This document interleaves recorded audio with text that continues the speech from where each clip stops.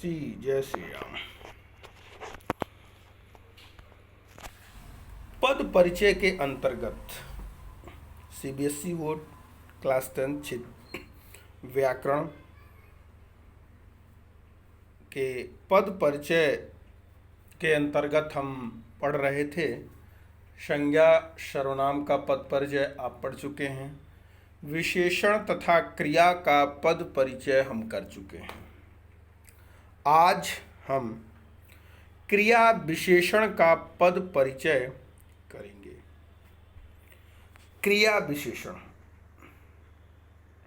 देखिए,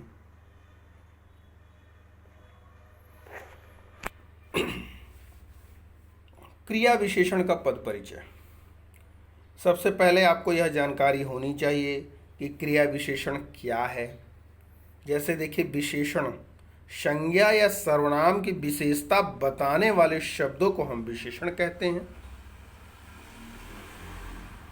वैसे ही जो क्रिया की विशेषता बताएगा, इसीलिए देखिए यह विशेषण केवल नहीं लिखा, क्रिया विशेषण लिखा गया कि जो क्रिया की विशेषता बताएगा वह क्रिया विशेषण हो जाएगा। जैसे संज्ञा सर्वनाम की वह विशेषता बता रहा था तो विशेषण हो रहा था, लेकिन अगर क्रिया की वह विशेषता बताएगा तो क्रिया विशेषण हो जाएगा। तो जैसे विशेषण के भेद थे उसी प्रकार क्रिया विशेषण के भी भेद हैं। देखिए यहाँ पर लिखा है, क्रिया विशेषण के पद परिचय में निम्नलिखित बातें बताई जाती हैं। अब देखिए बहुत ज़्यादा इसमें आपको नहीं बताना है, लिंग क्या है, कारक क्या है, वचन क्या है, ये सब चीज़ें नहीं बतानी है, परंतु बस इसमें दो ही चीज़ें आपको ध्यान रखनी है कि क्रिया विशेषण के भेद, अर्थात यह क्रिया विशेषण के कौन से भेद के अंतर्गत आता है, किस भेद के अंतर्गत है, यह किस भेद के अंतर्गत ये है, इसे हम समझेंगे पहले नंबर पे। तो कौन से भेद के अंतर्गत आएगा, तो देखिए या तो कालवाचक हो सकता है, स्थानवाचक हो सकता है, रीतिवाचक हो सकता है, परिमाणवाचक हो सकता है। इन चारों में से कोई हो सकता है। क्रिया विशेषण के जो चारों भेद हैं, कालवाचक, स्थानवाचक, रीतिवाचक, परिमाणवाचक, इन्हीं चारों में से क्रिया विशेषण का कोई भेद होगा। नेक्स्ट, जैसे हम विशेषण में जब विशेषण का पद परिचय कर रहे थे उस समय हमने उसका विशिष्ट पद बताया था। सेम उसी प्रकार से जैसे यह क्रिया विशेषण जो है वह जिस क्रिया की विशेषता बताएगी उसी को हम लिखेंगे। विशेष पद जैसे वह क्रिया जिसकी विशेषता बताई जाती है, उस क्रिया वहाँ का क्रिया लिख देंगे जो क्रिया उसमें होगी। सीधी सी बात है, जिस क्रिया की यह विशेषता बताई जा रही है उसी क्रिया को हम वहाँ पर लिख देंगे। तो देखिए एक एग्जाम्पल हम देख सकते हैं। लोग पर्वत की ओर धीरे धीरे बढ़ गए। लोग पर्वत की ओर धीरे धीरे बढ़ गए। अब जब लोग पर्वत की ओर धीरे धीरे बढ़ गए तो बढ़ गए तो क्रिया हो गई।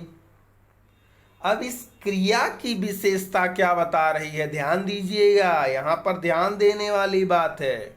इस क्रिया की विशेषता क्या बता रही है कि वह धीरे धीरे बढ़ गए, तेज से बढ़ गए, रुक रुक के चल रहे हैं, कुछ भी हो सकता है। तो यहाँ लिखा धीरे धीरे बढ़ गए। अब बढ़ गए क्रिया है और उस क्रिया की विशेषता बता रहे हैं धीरे धीरे। तो यह धीरे धीरे जो है वह रीतिवाचक क्रिया विशेषण है। मैं फिर आपको याद दिला दूं कि आपको क्रिया विशेषण के चारों भेद पता होने चाहिए। कोई भी पद परिचय, संज्ञा सर्वनाम विशेषण क्रिया, किसी का भी आप पद परिचय करेंगे तो उस संज्ञा के भेदों, संज्ञा का पद परिचय करते समय संज्ञा के भेदों का ज्ञान, सर्वनाम के पद परिचय करते समय सर्वनाम का, क्रिया के समय क्रिया का, अर्थात क्रिया विशेषण का जब हम पद परिचय करेंगे तो हमें क्रिया विशेषण के चारों भेदों का ज्ञान भली प्रकार होना चाहिए। तो देखिए पहला एग्जाम्पल, लोग पर्वत की ओर धीरे धीरे बढ़ गए। अब बढ़ गए क्रिया हो गया, धीरे धीरे अब आपको केवल यह बताना है कि कौन सी क्रिया है, कौन सा क्रिया विशेषण है। तो रीतिवाचक क्रिया विशेषण हो गया। दूसरी चीज मैंने आपको बताया था विशेष पद, अर्थात वह किस क्रिया की विशेषता बता रहा है। तो देखिए यहां पर लिखा है बढ़ गए क्रिया की विशेषता बता रहा है। तो ये सबसे आसान आपका हो जाएगा कि क्रिया विशेषण का पद परिचय करते समय आपको दो बातें ध्यान रखनी है कि उसका भेद बता देना है, क्रिया विशेषण का कौन सा भेद है, और दूसरी बात कि वह किस क्रिया की विशेषता बता रहा है। तो क्रिया बढ़ गए क्रिया की विशेषता बता रहा है वह। नेक्स्ट देखिए एक और एग्जाम्पल हम ले लेते हैं। लिखा है तुम बहुत बोलते हो। तुम बहुत बोलते हो। अब देखिए बोलते हो ये क्या हो जाएगा, सर्वप्रथम क्रिया हो जाएगी। भाई तुम बोलते हो क्रिया हो जाएगी। अब क्रिया की विशेषता बताई कि बहुत बोलते हो, कम बोलते हो, ज्यादा बोलते हो, ऐसा बोलते हो, वैसा बोलते हो। तो कहने का तात्पर्य यहाँ पर ये है कि यह क्रिया की विशेषता बता रहा है, इस कारण से यह क्रिया विशेषण हो जाएगा। और जैसे ही यह क्रिया विशेषण होगा फिर आपको यह ज्ञात करना होगा या जानना होगा कि क्रिया विशेषण का यह कौन सा भेद है, यह क्रिया विशेषण के किस भेद के अंतर्गत आता है। तो हम देखेंगे बहुत, कम, ज्यादा, ये परिमाणवाचक क्रिया विशेषण के अंतर्गत आता है। परिमाण मतलब बहुत है, कम है, ज्यादा है, यह सब इसी के अंतर्गत आता है। तो परिमाणवाचक क्रिया विशेषण है।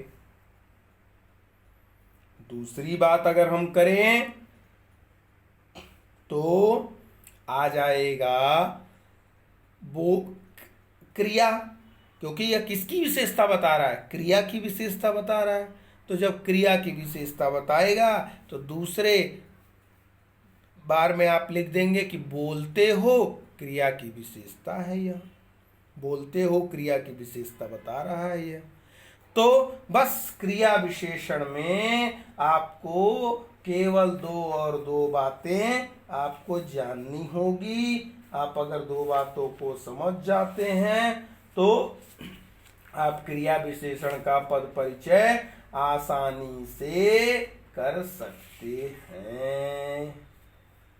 अब बताइए इस क्रिया विशेषण में कोई कठिनाई आपको नहीं होनी चाहिए, क्योंकि क्रिया विशेषण का पद परिचय करते समय केवल और केवल आपको दो बातों का ध्यान रखना है कि यह क्रिया विशेषण के किस भेद के अंतर्गत आता है और वह किस क्रिया का विशेषता बता रहा है। जिस क्रिया की विशेषता बताएगी दूसरे जगह उसको आप लिख देंगे। जैसा कि देखिए तुम बोलते हो, पहला परिमाणवाचक भेद इसका हो गया, और किस क्रिया का विशेषता बता रहा है ये, तो बोलते हो क्रिया का विशेषता बता रहा है, इसीलिए दूसरे नंबर पर बोलते हो लिख दिया गया। आपका क्रिया विशेषण का पद परिचय हो गया।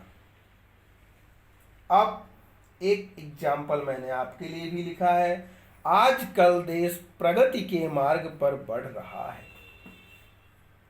तो आजकल बढ़ रहा है, तो बढ़ रहा है यह भी क्रिया है। अब इसकी विशेषता आजकल। अब आजकल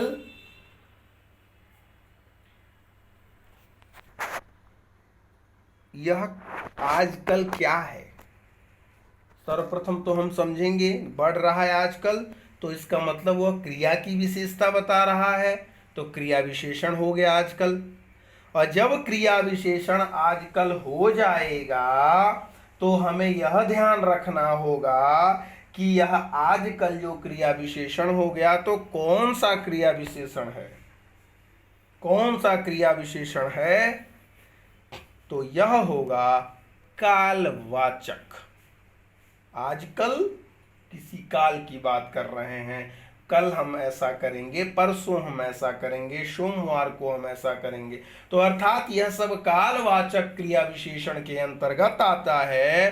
तो आजकल जो है वह कालवाचक क्रिया विशेषण हो जाएगा। और दूसरे नंबर पर किस क्रिया की यह विशेषता बता रहा है? तो दूसरे नंबर पर आप लिख देंगे बढ़ रहा है क्रिया की यह विशेषता बता रहा है। इस प्रकार क्रिया विशेषण का पद परिचय आप कर सकते हैं। अब नेक्स्ट हम बात करते हैं, तो नेक्स्ट बात आती है विस्मयादि बोधक पद का परिचय। देखिए बहुत ही साधारण अर्थों में लिखा गया है, विस्मयादि बोधक पद का पद परिचय। विस्मयादि बोधक। अब विस्मयादि बोधक क्या है?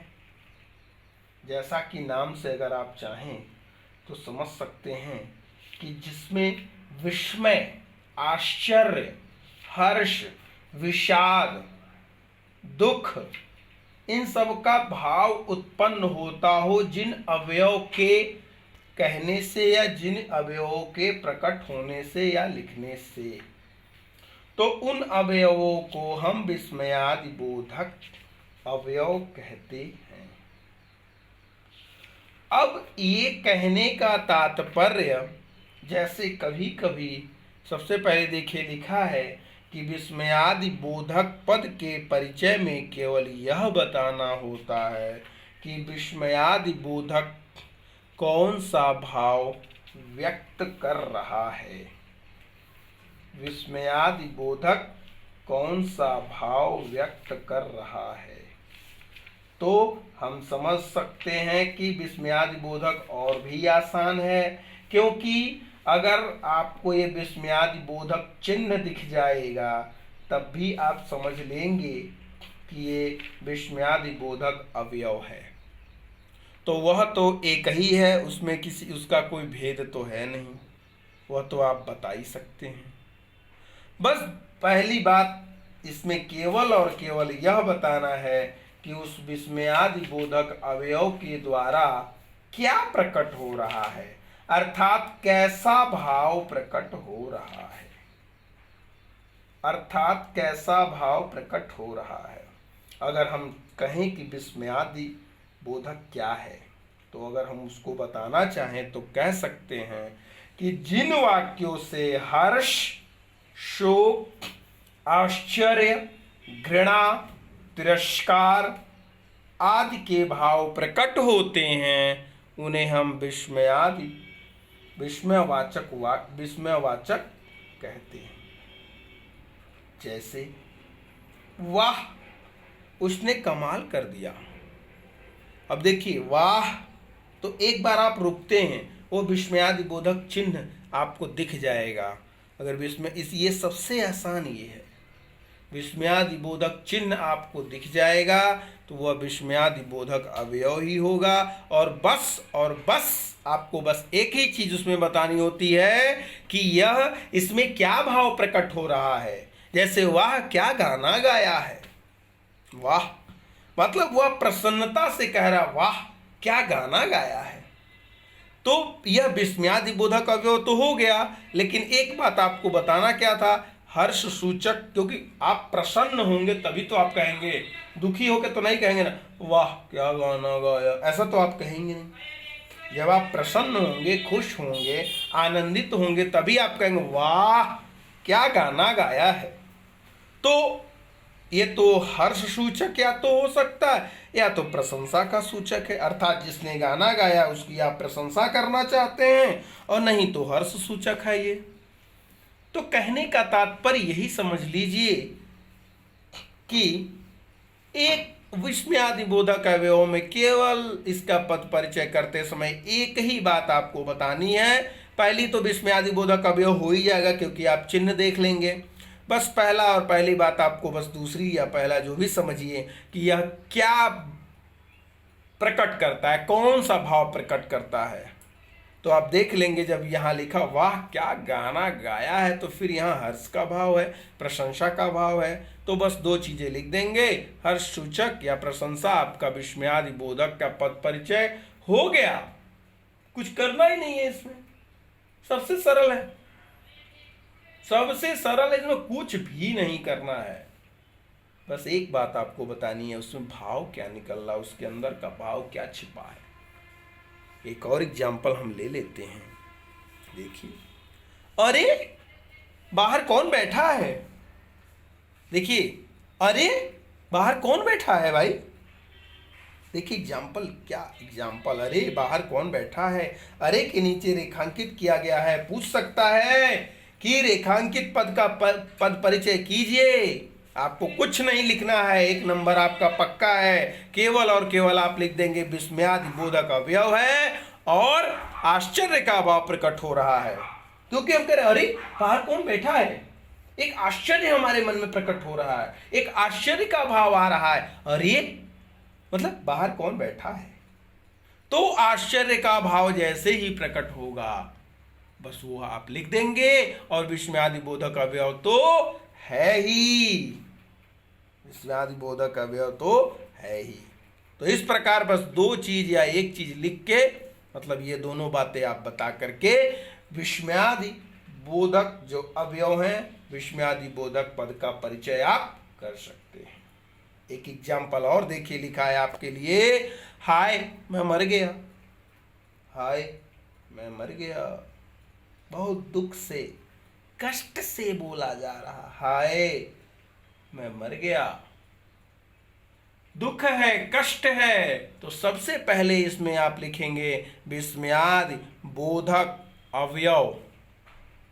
अब देखिए यहीं पर अगर गया के नीचे अंडरलाइन होता, मर गया के नीचे अंडरलाइन होता तो कुछ दूसरी बात हो जाती, लेकिन मैं के नीचे अंडरलाइन होता तो आप जान जाते कि यह मैं जो है वह सर्वनाम है। तो जैसे सर्वनाम का पद परिचय करते हैं आप वैसे करते हैं। मर गया क्रिया है तो क्रिया का पद परिचय जैसे होता है आप वैसे करते, लेकिन यहाँ अंडरलाइन रेखांकित जो है वो हाय पद में है, तो यह विस्मयादिबोधक अवयव है। तो एक नंबर पे आप लिख देंगे विस्मयादिबोधक अवयव, और दूसरे नंबर पर आपको लिखना है कि दुख का भाव या कष्ट का भाव प्रकट हो रहा है या प्रकट कर रहा है।